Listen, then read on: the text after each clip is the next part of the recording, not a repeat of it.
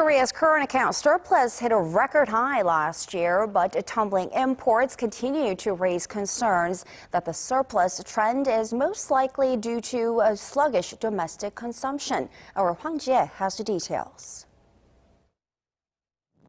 Korea's current account surplus reached a new all-time high in 2014. The Bank of Korea says the amount totaled over $89 billion, making it the third straight year with a record current account surplus.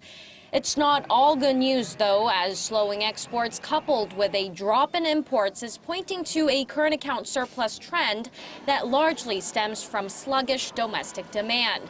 The balance of goods last year rose to $92.8 billion as exports went up only 0.5%, while imports dropped 1.3%. Korea's sinking imports are partly due to falling oil prices, but it's also due to the country's sluggish consumption and investment.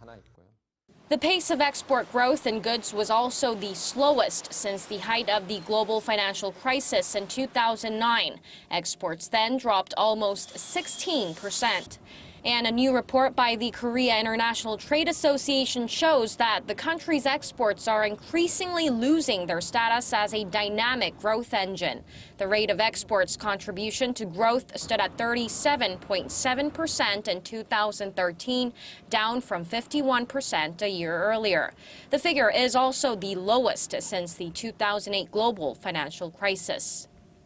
The Bank of Korea expects this year's current account surplus to reach another record high of $94 billion, further raising concerns that the surplus might burden local exporters by adding upward pressure to the Korean won.